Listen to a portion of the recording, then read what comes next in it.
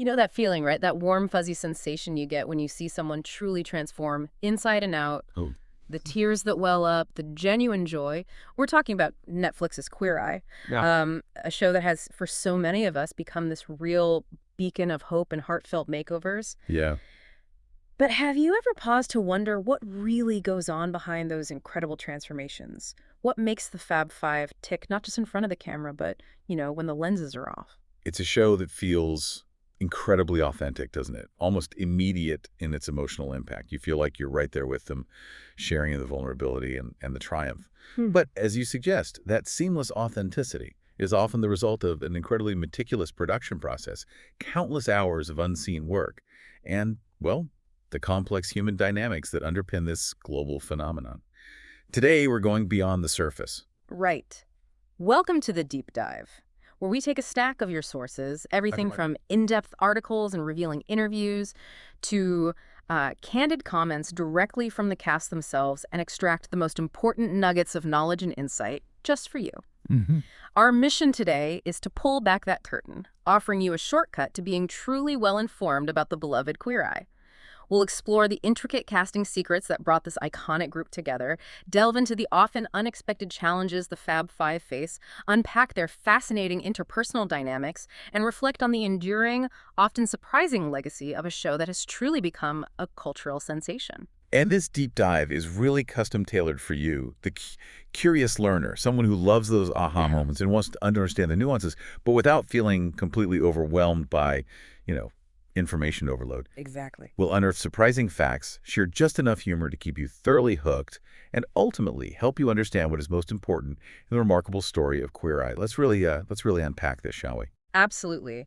To truly understand the Queer Eye we know and love today, we have to journey back to its origins, to the blueprint that paved the way. We're talking about the original series, Queer Eye for the Straight Guy, Right. which first graced our screens in 2003 on the cable network Bravo. And this wasn't just some niche reality show, it made an immediate splash. Precisely. The sources are incredibly clear on this point. Yeah. The original Queer Eye rapidly ascended to become a massive hit with mainstream audiences right out of the gate. Wow.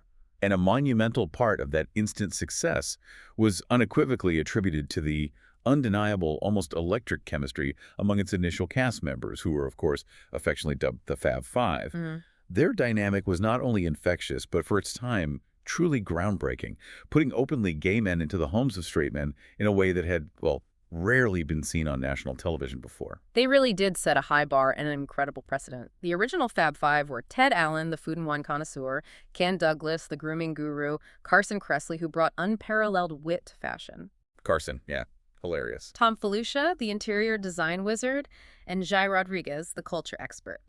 They were trailblazers, and their collective energy established the very concept we know today. They really did. But then, as pop culture often does, things evolved, leading to a new era for Queer Eye. Indeed.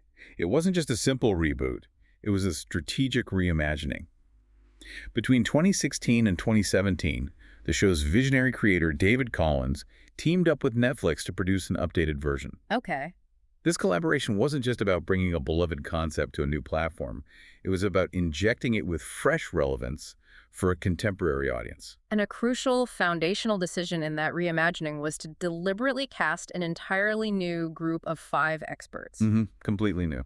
The goal, as the sources emphasize, was to resonate with younger audiences, to speak to a new generation with different sensibilities and expectations. But perhaps even more significantly, this decision was a direct response to a major criticism leveled against the original series: its palpable lack of diversity. Yeah, that was a big one. It became a conscious and necessary effort to evolve the show's representation, both in terms of the cast and the stories they would tell. And, as history now shows us, that strategic decision paid off in spades. The new iconic quintet we've come to adore was introduced. Antoni Porowski for food and wine, Bobby Burke for interior design, Jonathan Van Ness for grooming, Chivien. Karamo Brown as the culture expert, and Tan France handling fashion. This group, with their distinct personalities and varied backgrounds, truly clicked. The reboot officially premiered in February 2018 on Netflix, and it wasn't just a hit, it was an instant global phenomenon. Absolutely exploded. Much like its predecessor, it quickly became a hit and developed a massive following. But this Fab Five didn't just become popular, they became an internet sensation. Oh, totally. Think about the cultural impact. Thousands of memes circulated, capturing their infectious personalities, and they garnered millions of fans worldwide. You couldn't escape them online. Their careers absolutely skyrocketed, transforming them from reality TV personalities into staples in popular culture, influencing everything from beauty trends to interior design. It's truly incredible to witness that kind of widespread, almost immediate impact. It genuinely is. And that level of phenomenal success, the way they connected so deeply with audiences, brings us to a fundamental and deeply intriguing question. Yeah. How exactly do you find 5 distinct individuals who not only are masters in their respective fields, but also possess that undeniable, almost magical on-screen chemistry that the first group had? Right, how do you bottle that lightning again? Exactly. The answer, according to the sources, points to an absolutely monumental and incredibly meticulous casting process. It wasn't left to chance. Monumental is almost an understatement. David Collins, the creator, revealed the sheer scale of the undertaking. Thousands and thousands of guys were surveyed and considered for the cast. Thousands. This wasn't some rushed reality TV casting call. The sources underscore that it was a rigorous year-long process for the show to be fully cast, shot, and then finally released on Netflix. A whole year. That timeline speaks volumes about the depth of commitment and investment behind the scenes, ensuring they got it just right. And this wasn't merely a local talent search either. The casting team's extensive hunt truly spanned the globe. They were actively looking for candidates from all over the world to assemble the new Fab Five. Wow. This global reach wasn't just about finding the best talent. It underscored the show's ambition to cast a truly representative and impactful group, one that could connect with a diverse global audience on a deeper level, something the original series, while beloved, hadn't fully achieved. Which brings us directly to a key point. One of the biggest and most consistent criticisms leveled against the original Queer Eye for the Straight Guy cast was precisely regarding the show's lack of diversity. It came up a lot. The reboot's creators were acutely aware of this feedback, and it wasn't just noted, it became a top, non-negotiable priority for the new series. Absolutely. The sources emphatically highlight that the reboot deliberately made sure to diversify its cast from the very outset. They meticulously and thoroughly explored all of the possible options for the Fab Five, a conscious and necessary evolution for the series. So it was intentional. Very intentional. This wasn't just a nod to changing times. It was a proactive commitment to fostering a broader, more inclusive representation that would resonate more deeply and authentically with contemporary audiences, reflecting the multifaceted reality of the LGBTQ+ community and beyond. It was about creating a cast that truly felt like a reflection of the world they were entering to help. So after sifting through those thousands of hopefuls, how exactly do you narrow it down to the perfect 5 individuals who can carry the emotional and entertaining weight of a show like this? Yeah, the final stage. The process, we learn, culminated in a crucial final casting call, where the top 40 guys were flown to Los Angeles. This wasn't just another routine round of auditions, it was the ultimate chemistry test. And what's truly fascinating here, and a critical insight into the formula for successful reality TV, is that this final call focused almost exclusively on looking for chemistry among the guys. Ah, okay, Yeah. so not just individual talent. Exactly. It wasn't about refining their individual expertise that had already been established. It was all about how they gelled, how they interacted, how they supported and challenged each other as a cohesive group. Makes sense. The production team recognized that the great chemistry of the original show's cast was a foundational core strength they absolutely needed to replicate, perhaps even amplify, for the new era. And clearly they succeeded. The overwhelming mainstream approval and emotional resonance of the Queer Eye revival demonstrates just how successful they were in selecting that perfect, almost alchemical combination of cast members. It speaks to the idea that genuine connection is paramount for this kind of show to land. And here's where it gets really interesting, because not all paths to becoming a Fab Five member were conventional or straightforward. Some of their discoveries were almost serendipitous, revealing the producer's willingness to look beyond traditional casting calls. Right, some great stories there. Take Tan France, for example. He did not actually apply to be on the show in the traditional sense. No application. Instead, he was found by producers on social media, a testament to the power of online presence in modern celebrity. That's right. And even after being contacted and called for an audition, Tan's initial reaction was far from eagerness. He admitted he was still uneasy about the whole prospect. Really? He seems so natural on the show. Well, his incredibly candid admission reveals his mindset. He only went because I thought I would make some gay friends, never genuinely expecting, or perhaps even wanting, to get the job itself. Wow, just wanted some friends. It highlights the organic way they found talent, sometimes even when the talent themselves were hesitant or had different intentions, which ultimately speaks to the authenticity the producers were seeking. Then you have Karamo Brown, who is certainly no stranger to breaking boundaries on TV. Oh yeah, he had history. He had a remarkable prior history as a trailblazer in reality television, becoming the first ever openly gay black man on MTV's The Real World, Philadelphia, back in 2004. The real world, that's right. This established him not only as a seasoned TV personality, but also as someone who had already navigated the complexities of public visibility and identity, making him certainly perfect for Queer Eye's deeply personal and mission-driven approach. He brought a unique gravitas. And perhaps the craziest story of all, a detail that feels almost preordained, belongs to Antoni Porowski. Listen to this. Antoni actually served as the personal chef to Ted Allen. Get out! The original Ted Allen. The original food expert from the first Fab Five. Yeah, way before the idea of rebooting this series even came to mind. No way! That's amazing. This pre-existing, almost familial connection to the original Queer Eye lineage seemingly provided him with Ted's blessing, making him a uniquely fitting and almost destined choice to substitute Ted Allen for the new era. Wow. It's the kind of full-circle narrative that reality TV producers dream of, yet it happened completely by chance. It truly does feel that way, doesn't it? Like these connections were meant to be. Now, once they found these 5 incredible, distinct individuals, the real work, the week in, week out grind, truly began. The actual production. And as the sources reveal, it's often far more extensive and unevenly distributed than what you see on screen, particularly for some members of the Fab Five. Indeed. If you've watched the show closely, you've probably already drawn this conclusion. Bobby Burke, the interior designer, is required to work much more than the other 4 Fab Five cast members. Yeah, you kind of get that sense, don't you? He's doing whole houses. Exactly. The rationale is inherently logical and physical. Refurbishing an entire home is certainly more physical work than grooming, cooking, giving cultural advice, or selecting clothes. This isn't just a detail. It's a stark reminder of the often unseen labor and disproportionate demands placed on certain roles in reality television. The magic of the transformation often comes at a significant personal cost to the designers. That's a profound point, and Bobby himself has been incredibly candid about this workload imbalance. He stated, "While my Fab brothers often had 3 to 4 days off a week, some weeks, depending on what we were building, I worked 7 days a week." 7 days a week. This explains why we might see him less in the hero's personal story segments during an episode. He's quite literally rebuilding a life, room by room, brick by brick, often around the clock. It's a testament to his dedication and the physical toll of his role. And his work certainly doesn't begin when the cameras start rolling on location. Bobby's extensive efforts kick off much earlier, often weeks in advance. He meticulously pre-plans his designs and pre-orders furniture pieces just from seeing pre-scouting images of homes. So he's prepping way ahead. Way ahead.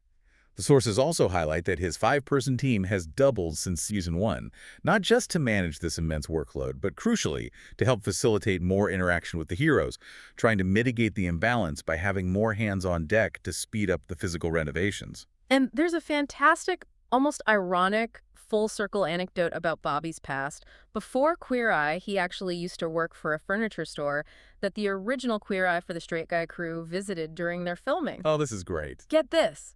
He got fired from the store while trying to make it look good for the show. Oh my gosh. He got fired helping the original show. Imagine that foreshadowing, unknowingly setting the stage for his own future on a very similar show. It's a perfect example of life's strange twists. It truly is a wonderfully ironic detail, hinting at his eventual destiny. And on the topic of contractual specifics, we learn that Bobby initially had a clause in his contract stating no churches for renovations. That's so interesting. Why? Well, the sources don't fully elaborate on the why behind the initial clause, but it explains his initial reluctance to renovate the community center at the church in Gay, Georgia. Right, I remember that episode. Producers ultimately persuaded him to reverse that stance, arguing it would be for the greater benefit of other gay people also trapped in homophobic families. Okay, so they convinced him. They did. And he later did, for the record, renovate a progressive church in a subsequent season, showing his evolving stance and willingness to adapt for impact. Then there's Karamo Brown, who many see as the show's emotional architect. While his official title is culture expert, he's a licensed psychotherapist and social worker, and he actually prefers to be called a therapist life coach or counselor. Yeah, he pushes for that title. This distinction speaks volumes about the depth and professional rigor he brings to his role, which extends far beyond simply teaching cultural etiquette. His work is about profound emotional and psychological transformation. And what's truly fascinating and incredibly impactful here is that Karamo has a unique and powerful clause in his Queer Eye contract. It mandates that 2 to 3 gay African-American men must be hired onto the crew. Wow, really? In his contract? In his contract. This isn't just a personal preference. It's a strategically impactful clause in a network contract, a rare and powerful lever that Karamo pulls to directly address the systemic underrepresentation of minorities behind the camera in the entertainment industry. That's incredible. It shows a commitment to not just performing change on screen, but actively engineering it within the very structures of production, making him a true force for systemic change. That's an incredible detail that speaks volumes about his values. And his fellow Fab Five members affectionately call him Car Oprah. Car Oprah, I love that. Because, as the sources note, he is a great listener. Despite early feedback in season 1 to cut back on the therapy stuff, he fought for his role and eventually managed to find it with the show's higher-ups. He really advocated for that deeper work. He knew the profound value he brought, and he passionately advocated for the emotional core of the show. He absolutely did. And that dedication to the hero's well-being extends far beyond the cameras. Karamo stays in touch with all of the heroes after filming to check up on their emotional well-being, and, as the sources confirm, continues to provide many therapy sessions. That's amazing. So it doesn't just end when the episode wraps. Not for him, no. This ongoing support really speaks to the genuine long-term connections he forms, transforming a reality TV appearance into a sustained mentorship. Moving on to Jonathan Van Ness, the self-expressionist and growth advocate whose boundless energy is just, well, infectious. Absolutely infectious, honey. Before Queer Eye vaulted him to global fame, Jonathan was already a well-established professional. He's a licensed cosmetologist and owned 2 hair salons, one in LA and one in New York. Yeah, he had businesses. Yeah. He also cultivated a robust internet presence, hosting the hilariously popular Funny or Die show Game of Thrones and his thought-provoking podcast Getting Curious. So he was already an established, multifaceted personality, bringing a unique brand of humor and expertise. Indeed. But while his extroverted and loud on-screen attitude, which is undeniably charming and captivating, apparently comes at a price behind the scenes. Oh. How so? The sources reveal that this high-octane persona often requires him to be alone with his 4 cats to recharge after filming. Ah, the introvert recharge. I get that. Exactly. An insider even noted that when tired or hungry, he can be a bit of a diva and shouts for his assistant. Okay, little diva behavior. This isn't necessarily a criticism, it's maybe a poignant reminder that even the most energetic and outwardly joyful personalities have their limits, and the demands of constant performance can be incredibly taxing. It humanizes the larger-than-life figure we see on screen. It absolutely does, and his philosophy on beauty and self-care is truly inspiring and resonates deeply with the show's core message. He emphasizes that it's all an expression, that everything's an experiment, and profoundly an opportunity to play. I love that approach. For Jonathan, it's never about changing yourself to be validated by other people, but fundamentally about leaning into what makes you feel good. He candidly shared that he even learned how to do his own makeup on camera in front of millions, freely admitting he made so many mistakes, which ironically only makes him more relatable and endearing to audiences. Totally. This brings us to a crucial insight. How does being on a show of this magnitude under such public scrutiny impact one's own personal growth? Jonathan has reflected deeply on his own journey during his 8 years on the show. 8 years? Wow. Yeah, sharing that he learned to advocate for myself, to set boundaries, to ask for what I need, and to work with people in fundamentally new ways. It's clear the show is transformative not just for the heroes who appear on it, but profoundly so for the Fab Five themselves, pushing them to evolve personally and professionally. Next, we have Antoni Porowski, the intuitive foodie who sometimes reveals a psychological twist to his approach. Here's a truly surprising fact that often catches people off guard. Antoni, the show's designated food expert, never attended culinary school. Right. That always surprises people. Instead, he studied psychology, and therefore he believes he could do equally well in Kramo's role. Thinks he could do Karamo's job. This isn't just a quirky detail, it's an insight into his approach to food, which often focuses less on complex techniques and more on the emotional connection, the accessibility, and the practical application for the heroes' everyday lives. That's a fascinating and telling detail, isn't it? It suggests his intuitive understanding of human behavior informs his culinary guidance. And further adding to his unique identity within the group, he is the only one in the cast who describes his sexuality as fluid, which speaks to the show's commitment to showcasing diverse experiences within the LGBTQ+ community itself. He's been open about his early experiences on the show. He was really self-conscious about his portrayal on the show initially, especially given some early online critiques of his cooking segments. Yeah, people were tough on his avocado skills early on. Right. However, over time, he found comfort in expressing himself and truly leaned into his authentic self. His approach to food for heroes also shifted quite practically. He realized that initially preparing up to 3 meals was often overkill because most of his cooking footage was cut for time. Yeah, editing realities. This led him to pivot to keeping it simple, focusing on 1 or 2 accessible, impactful recipes. His process now begins by peeking into their fridges to understand their lifestyle, which is such an intuitive way to truly connect with the hero's reality, rather than imposing a foreign culinary world upon them. Finally, we turn to Tan France, the fashion architect. Before Queer Eye, Tan had an extensive and successful background in women's fashion for about 10 years, even founding his own acclaimed women's clothing line, Kingdom and State, in 2011. So he knew his stuff, just maybe not menswear initially. Exactly. This deep expertise, often in a different realm, gave him a nuanced perspective on personal style and identity. He's another one who, like Antoni, had an incredibly unconventional path to joining the show. Tan candidly shared that he had no intention of applying for Queer Eye. Didn't want it. And perhaps even more surprisingly, he almost quit when season 1 started shooting because he was really nervous about all the upcoming pressure of being a public figure. Almost quit. Wow. He only stayed after a Netflix producer, in a truly pivotal conversation, reassured him that he didn't need to be anyone but himself on the show. That's huge. Just be yourself. It just goes to show the immense trust and psychological support that needed to be built with the cast, especially with those less inclined to embrace the spotlight. And what's truly fascinating here is how his personal life harmonized so uniquely with his role and the show's message of acceptance. His marriage to illustrator Rob France, despite their incredibly different religious upbringings, Tan is Muslim, while Rob is described as a Mormon cowboy, created a powerful common ground and closeness because they shared similar fundamental values like not drinking or smoking. So shared values, not shared backgrounds. Exactly. This foundation of shared values profoundly influences his empathetic and non-judgmental approach to the heroes, demonstrating that connection can be found in unexpected places. So, with all these incredibly unique individuals, each with their own history, distinct talents, and personal quirks, a natural question arises.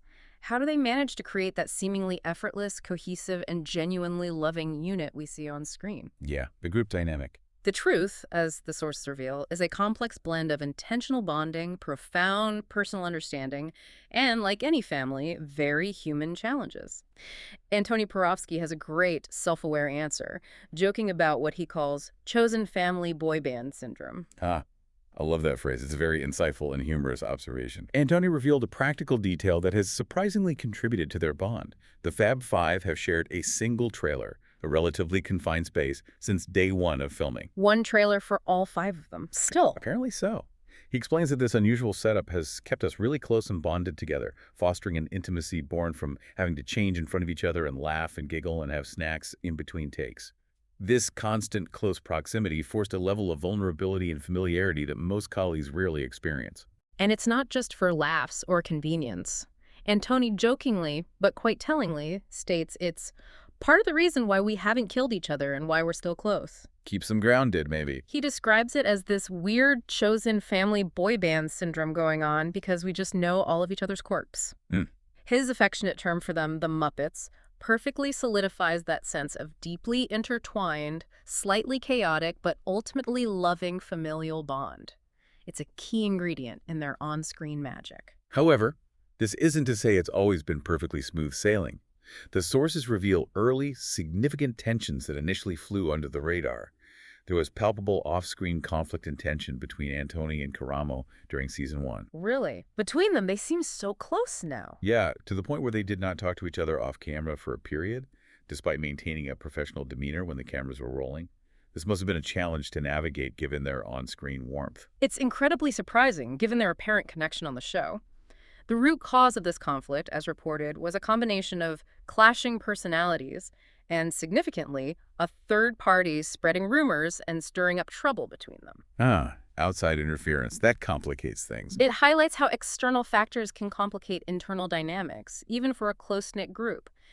Thankfully, they talked it out and have been all good since then, reaching a mutual understanding and realizing they were being manipulated. It's a powerful lesson in communication, even for TV stars. Then there's what became arguably the most significant public drama within the Fab Five. The falling out between Bobby Burke and Tan France. Oh yeah, the Instagram unfollowing incident. Exactly, Sure. Which came to light when fans noticed them unfollowing each other on Instagram, essentially the modern-day declaration of a feud. This social media activity quickly ignited speculation and concern among their dedicated fan base. Bobby himself later confirmed the situation, though he kept the details guarded, stating, "Tan and I had a moment. There was a situation, and that's between Tan and I, and it has nothing to do with the show. It was something personal that had been brewing." Kept it vague, but confirmed something happened. He was careful to clarify it was nothing romantic, shutting down one popular theory. Bob expressed genuine regret over the public unfollow, saying, "Maybe I should have just muted him," and likened their complex relationship to siblings, and siblings are always going to fight. The sibling analogy makes sense for close groups. Despite the very public spat, Bobby consistently maintained that his eventual departure from the show was purely a personal decision. He stated, "Mentally and emotionally, I thought we all moved on. I know I did, and I started planning other things," directly dispelling rumors that he was asked to leave due to lingering resentment from the cast. So he says it was his choice to leave. That's his stance. What's particularly telling, though, and perhaps an indicator of the unresolved nature of certain dynamics, is that Tan was notably the only member of the Fab Five who didn't comment on his leaving post. Ooh, silence speaks volumes sometimes. It's also worth noting that Bobby also unfollowed Antoni around the time of his exit, though significantly less has been said publicly about that specific dynamic. These online actions became the only public indicators of behind-the-scenes tensions. The human element and the pressures of constant filming extend to broader production challenges, too. Reports from production members and reliable sources to Rolling Stone painted a picture of an on-set atmosphere that, at times, could be described as toxic. Toxic. Wow, that's a strong word for such a positive show. It is. These sources went so far as to compare the Fab Five's dynamic to a boy band that falls apart, citing competitive behavior where members jockeyed to be the show's biggest star. It's a stark reminder that even the most heartwarming shows can have unseen complexities. And were there specific accusations? What's particularly challenging in these reports are the specific claims leveled against Jonathan Van Ness, who was described as difficult to work with. Sources claimed he needed to yell at somebody at least once a day and would often seek somebody to point out and blame and make the villain of the day. Yikes. That sounds intense. This alleged behavior was said to cause a strain with other Fab Five members. It's a jarring contrast to the effervescent, supportive persona Jonathan projects on screen, highlighting the intense pressures and perhaps fatigue that can build during long filming schedules under constant scrutiny.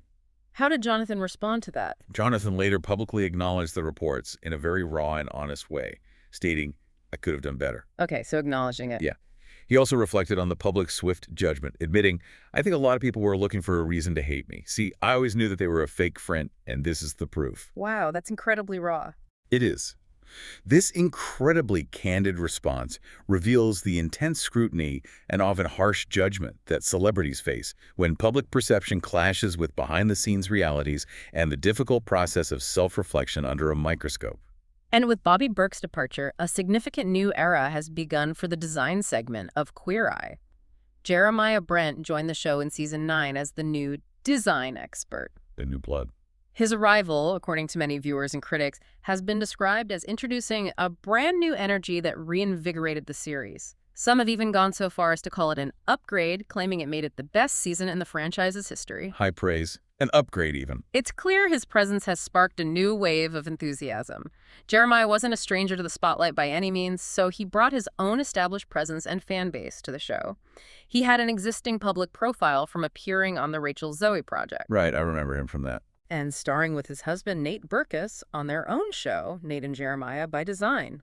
He also competed on popular shows like Rock the Block, so he was already a seasoned reality TV personality and design expert in his own right, which likely helped him transition smoothly into such a high-profile role. So he was ready for the pressure, maybe. What's particularly interesting and perhaps a little surprising is that Jeremiah confirmed he has never met Bobby Burke, despite stepping into his very large shoes. Never met him at all. Apparently not.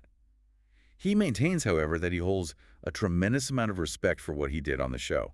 In contrast, he expressed genuine love and admiration for Tom Felicia, the interior design expert from the original Queer Eye for the Straight Guy. Oh, interesting. A nod to the OG. Yeah, it highlights the distinct chapters of the show's legacy and how the new cast connects to different elements of its history. Moving on from the Fab Five themselves, let's talk about the true heart of the show, the heroes. Many people wonder how these incredibly vulnerable and courageous individuals are selected. Yeah, how do they find these amazing people? And the first thing to clarify is that the Fab Five have absolutely no say over who appears on the show. They consistently praise the casting crew for doing an amazing job on the hero hunting, acknowledging the sheer talent involved in finding these stories. So it's all the casting team. The criteria for a hero are quite specific and deeply considered. They're looking for someone who takes a lot of courage to open up and allow yourself to be vulnerable, someone not afraid to change, and crucially, someone whose story hasn't been told before. Unique stories, ready for change. Exactly. It's about finding unique narratives and individuals poised for transformation. The sources also reveal that most heroes are nominated by someone else, often a friend or family member, rather than applying themselves, which often adds to the surprise factor and the authenticity of their initial reactions. Ah, so friends nominate them. That makes sense. And while there's a massive checklist of requirements that potential heroes must meet, the main overarching question for selection is always, why now? Why now? That's the key. It's about finding people at a pivotal moment in their lives where a transformation can truly make a difference, where they are ready for and open to profound change. The Fab Five themselves only receive a very basic dossier, details like job, hobbies, favorite stores, about the hero a week or two before meeting them. This limited pre-info is deliberate, designed to ensure their reactions and interactions with the hero are as genuine and unrehearsed as possible. Keep it fresh for them. This leads us directly to the week-long transformation itself, a process that is meticulously planned but orchestrated to appear authentically spontaneous. Heroes are indeed aware that a film crew is coming to document their backstory. Okay, so they know something is happening. Right, but they are genuinely surprised when they turn up early with the Fab Five in tow. That incredible emotional moment when the Fab Five bursts through the door, arms open, is truly unscripted and real, capturing that powerful initial reaction. And regarding Bobby's incredible home renovations, while heroes do get to keep all the garments and furniture featured in the episode, a fantastic bonus. It's important to understand the practical realities. Yeah, the fine print. Bobby doesn't do all the rooms in a house, just the ones we see on screen. And old items are typically taken away or donated to make way for the new, ensuring a complete fresh start. Makes sense for the time frame. But these rapid, extensive renovations can have unexpected ripple effects in the heroes' lives. The sources share poignant anecdotes that highlight this. For example, Bobby Camp's family from Season 3, who had their rental home beautifully transformed, actually had to move out because the landlord sold the property due to its increased value after the renovation. Oh no, that's rough. Improved value pushed him out. Yeah. And AJ, the first gay hero from Season 1, sold his beautifully refurbished apartment to move in with his longtime partner. This was certainly upsetting for the team after all their hard work, but it underscores that life, even after a makeover, continues to unfold in unpredictable ways. Life goes on, yeah. And Tony also learned a crucial practical culinary lesson very early on from Season 1. He originally tried preparing up to 3 meals for heroes, aiming for comprehensive culinary education. Ambitious. However, he quickly realized that most of that footage was cut for time in the final edit, leading him to a strategic shift. He transitioned to keeping it simple, focusing on one or two impactful, easy-to-learn recipes that would truly stick with the hero. Quality over quantity. It's about adapting to the show's format while still delivering effective, lasting change. And Tan's approach to styling is equally thoughtful and rooted in sustainability. He doesn't just pick out designer clothes, he meticulously checks out stores closest to the hero's home that match his lifestyle and carefully ensures the chosen locations match the hero's income and lifestyle. That's so important, making it maintainable. This is crucial so that the makeover is not a one-time, never-repeated experience. He explicitly states it's a total misconception that the show is paid by certain stores. The goal is to empower heroes with a sustainable fashion sense they can maintain long after the cameras leave. Similarly, Jonathan is all about practical, lasting change, not just a one-off glam session. He consistently asks heroes about their current grooming routine, time, and habits to develop a non-complex routine that will make sense and become a habit. Building habits, not just a look. Exactly. It's about empowering them with tools and knowledge they can integrate into their daily lives, ensuring the transformation is durable and truly their own. Now, let's revisit a moment that sparked considerable controversy in Season 1, Episode 3, the cop incident involving police officer Corey. Ah, yes, that scene. The sources confirmed that the car pulling over, which looked like a potential traffic stop, was indeed staged. Okay, staged. However, and this is a critical distinction, Karamo had no idea that this was going to happen. This made his tense on-screen reaction to the situation was honest and visceral. So his reaction was real, even if the setup wasn't. Precisely. This led to a deep conversation between Karamo and Corey later, which proved to be a powerful, genuine exchange.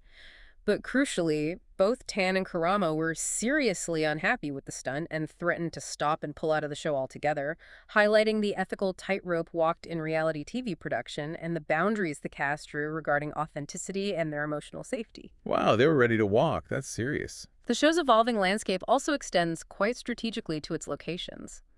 The reboot creators made a deliberate decision to move the show from the liberal urban setting of New York City, where the original series was set, to less likely places for 5 gay men to wander around helping people. Moving into different territory. This led them, quite pointedly, to the state of Georgia for its first 2 seasons, aiming for areas where their message of acceptance might resonate in new and challenging ways. They explored a surprisingly diverse range of Georgian cities within those seasons, including Atlanta, Dallas, Winder, Marietta, Norcross, Covington, and the ironically named Gay, Georgia. Gay, Georgia. You can't make that up. Right. This choice was strategic, not just geographical. It was about demonstrating the show's universal appeal and its capacity to bridge divides, even in areas perceived as more conservative or less exposed to queer culture.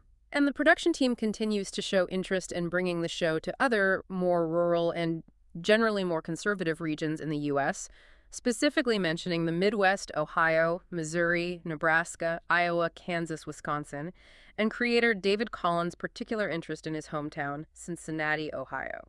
Taking the message broader. This commitment to broader engagement beyond coastal enclaves speaks to the show's underlying mission, to foster empathy and understanding everywhere. And what's also notable and affects the show's narrative pacing is the recent shift to containing each season to a single locale, such as Las Vegas for Season 9. Focusing on one city per season now. Yeah. This strategic decision makes the show feel properly contained. It allows for a deeper, more immersive exploration of a specific community and its challenges, fostering a greater sense of continuity and local impact within each season. It's abundantly clear that the transformations on Queer Eye extend far beyond what we see packed into a single, emotionally charged episode. The sources emphasize a remarkable commitment. The staff and production team keep in touch with the former contestants who continue growing with their support. That's really lovely. It's not just a TV show. It truly functions as an ongoing mentorship and support system. Exactly. This deep, lasting connection is evidenced by specific examples. Karamo continues giving mini therapy sessions to heroes long after filming. Still checking in? Bobby remains still close with the trans man Skylar J. from Season 2. Neil from Season 1 still texts Antoni about food challenges, and Tan often receives pictures from fitting rooms with heroes asking for advice. Oh, asking Tan for fashion advice. That's great. It's a testament to genuine connection, not just fleeting on-screen chemistry. In fact, the heroes of some seasons even have a group chat and get together sometimes, forming their own supportive community. The heroes connect with each other, too. That's fantastic. It's genuinely heartwarming to hear about the heroes' journeys after the show and how their lives continue to unfold. Take Tom, the very first hero from the reboot, who famously and rather self-deprecatingly said, "You can't fix ugly." Oh, Tom, what happened with him? His romantic journey was tumultuous, remarrying his ex-wife Abby, only to divorce again in 2019. It's a powerful reminder that life isn't always a neat, straight line, even after a profound makeover. Life keeps happening, yeah.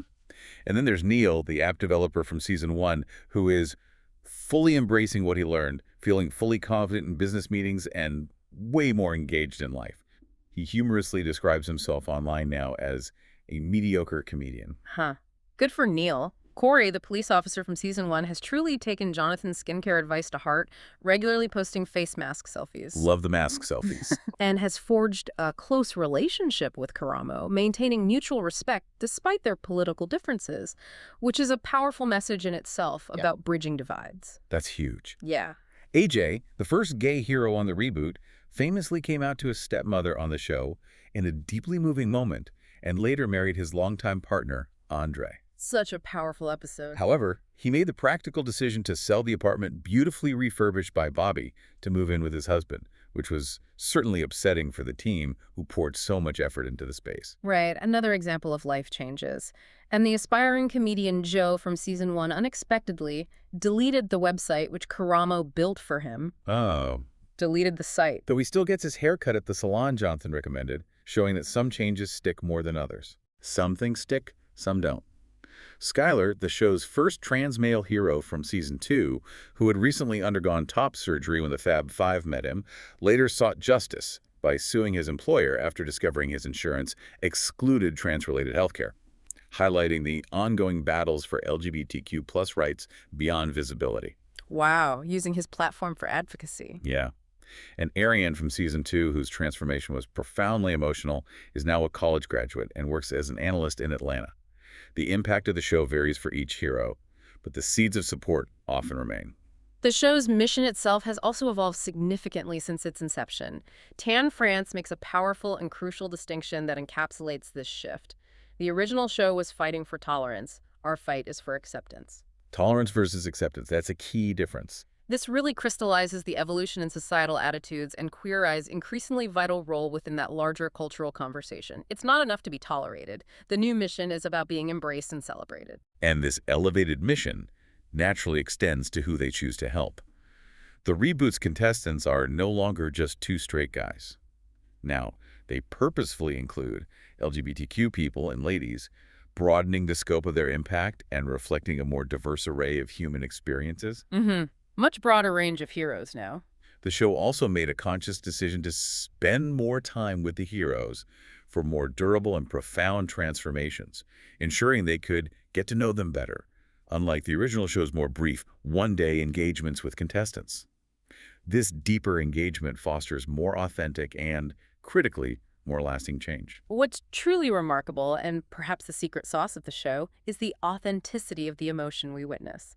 The Fab Five, we learn, never intended to reveal so much of their personal life when they signed on. They didn't plan to be so open. Apparently not. However, this inherent vulnerability, their willingness to share their own struggles and triumphs, created a precious connection, not only with the heroes they helped, but also, profoundly, with millions of viewers worldwide. It made them relatable. Exactly. The show's now famous tearjerker label happened organically, with all emotions sincere and deliberate, and as the sources confirm, lots of collective on-set crying from the cast and crew themselves. It's not manufactured, it's just truly deeply moving. You feel it when you watch. As Queer Eye transitions and enters a new phase, Jonathan Van Ness has shared some particularly emotional and reflective thoughts about filming his last Queer Eye makeover for Season 10. Oh, wow. Season 10 is the last for JVN. It seems that way from his comments. He expressed immense pride in the journey the show has taken and, most importantly, the lives that we've touched. This personal reflection offers a poignant insider look at the show's lasting legacy from one of its most visible faces. He also offers a nuanced observation about the cultural landscape. Jonathan notes that when Queer Eye started filming in 2017, the culture was really shifting to the left, embracing more progressive ideals. Right, the timing was interesting. However, he acutely observes that the show is now leaving on this pendulum shift back to the right. It's a powerful and honest perspective on the show's impact within a rapidly changing and often polarizing political and social climate. That's a heavy observation.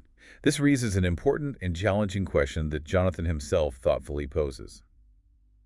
Visibility doesn't necessarily make queer people safe, and in some cases it makes queer people even less safe. Wow, that's sobering. It is.